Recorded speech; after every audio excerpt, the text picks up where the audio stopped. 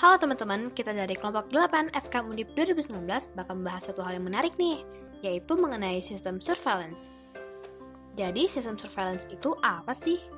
Menurut Keputusan Menteri Kesehatan Republik Indonesia nomor 1116 tahun 2003, sistem surveillance merupakan tatanan prosedur penyelenggaraan surveillance epidemiologi yang terintegrasi antara unit-unit penyelenggara surveillance dengan laboratorium, sumber-sumber data, pusat penelitian, pusat kajian, dan penyelenggara program kesehatan, meliputi tata hubungan surveillance epidemiologi antar wilayah kabupaten atau kota, provinsi, dan pusat. Jadi, kenapa sih perlu merencanakan surveillance? Yang pertama, untuk memanfaatkan informasi dalam menjalankan aksi, dan yang paling penting, untuk memenuhi kebutuhan akan kesehatan dalam masyarakat yang selalu berubah. Setelah ini, yuk kita cari tahu langkah-langkah perencanaan surveillance. Langkah pertama adalah menetapkan tujuan. Dalam menetapkan tujuan, kita perlu melakukan prioritas masalah. Kriteria yang digunakan untuk menentukan besarnya prioritas masalah adalah frekuensi kejadian, tingkat keparahan, biaya yang dikeluarkan terkait dengan masalah tersebut, kemungkinan pencegahan dan penularan penyakit tersebut, serta perhatian publik terhadap masalah kesehatan tersebut. Langkah kedua adalah mengembangkan definisi kasus. Definisi kasus yang akan ditetapkan harus meliputi kriteria orang, waktu, dan tempat. Selain itu, perlu juga ditetapkan mana kasus yang merupakan suspek, mana juga kasus yang sudah definit. Langkah ketiga adalah kembangkan sistem pengumpulan data. Menetapkan metode pengumpulan data yang tepat sangatlah tergantung dari data apa yang ingin kita dapatkan. Untuk penyakit menular atau penyakit akut, kriteria waktu sangatlah penting. Sedangkan untuk penyakit tidak menular, data vital statistik terkait mortalitas dapat digunakan. Langkah keempat adalah kembangkan instrumen pengumpulan data. Instrumen pengumpulan data ini perlu untuk distandarisasi, baik format maupun isiannya, sehingga dapat sesuai dengan format komputer untuk memudahkan analisisnya. Langkah kelima adalah uji coba metode di lapangan. Uji coba lapangan dalam pengembangan sistem surveillance dilakukan untuk mengetahui implementasi kemungkinan berjalannya sistem tersebut, baik kesiapannya maupun kesesuaian data yang didapatkan dengan yang dibutuhkan. Langkah keenam adalah pengembangan pendekatan analisis data. Analisis data yang tepat merupakan satu kesatuan dari sistem surveillance yang baik.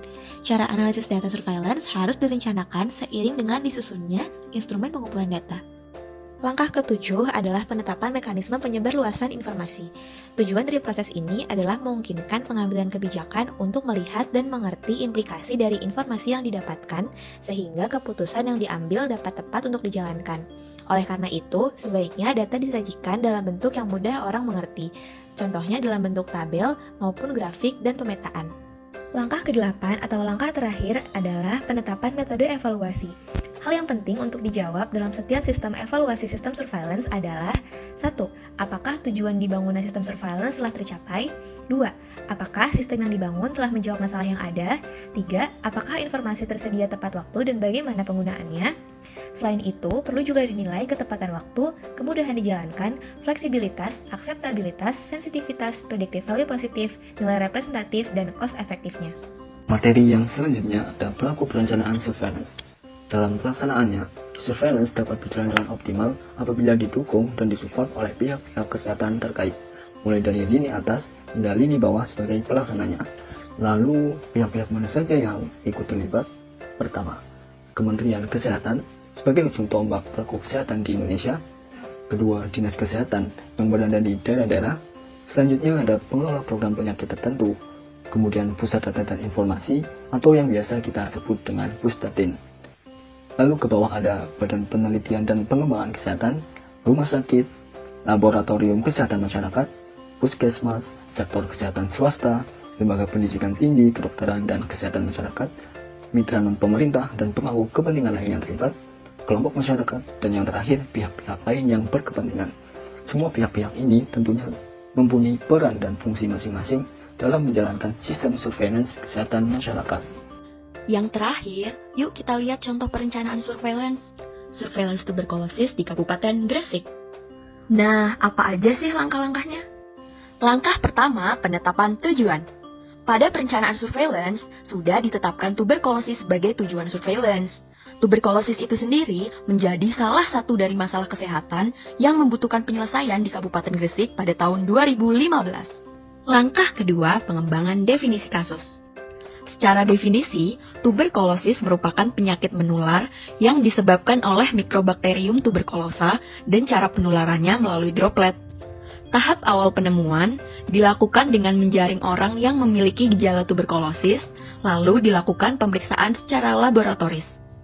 Untuk kualitas sumber daya manusia di Puskesmas Rujukan Mikroskopik di Kabupaten Gresik, tergolong sudah memenuhi syarat, yaitu lebih dari 80% telah sesuai dengan persyaratan yang ditentukan. Terdiri dari seorang dokter, seorang perawat atau petugas tuberkulosis, dan juga seorang tenaga laboratorium. Langkah ketiga, mengembangkan sistem pengumpulan data. Metode pengumpulan data dilakukan dengan wawancara pada pemegang program tuberkulosis dan menggunakan studi dokumen yang berasal dari profil Dinas Kesehatan Kabupaten Gresik tahun 2011 sampai 2014, laporan penemuan dan pengobatan pasien tuberkulosis, laporan hasil pengobatan pasien tuberkulosis, dan register tuberkulosis data dasar terkait sumber daya manusia. Langkah keempat, mengembangkan instrumen pengumpulan data. Instrumen pengumpulan data pada pelaksanaan surveillance tuberkulosis di Dinas Kesehatan Kabupaten Gresik adalah pedoman pelaksanaan surveillance dan program aplikasi yang sesuai dengan format komputer. Langkah kelima, uji coba metode di lapangan. Uji coba sistem surveillance tuberkulosis dimulai dari skala kecil terlebih dahulu, yaitu dengan melakukan uji coba di salah satu kecamatan di wilayah Kabupaten Gresik. Dengan demikian, saat diimplementasikan ke skala yang lebih besar, dapat meminimalisir terjadinya hal-hal yang dapat menghambat pelaksanaan surveillance tuberkulosis di Kabupaten Gresik. Langkah keenam, mengembangkan metode analisis data. Kegiatan analisis data sistem surveillance tuberkulosis Kabupaten Gresik dilakukan di tingkat Dinas Kesehatan. Kegiatan tersebut hanya dilakukan dengan menampilkan data dalam bentuk tabel dan gambar. Yang ketujuh, menentukan metode diseminasi informasi.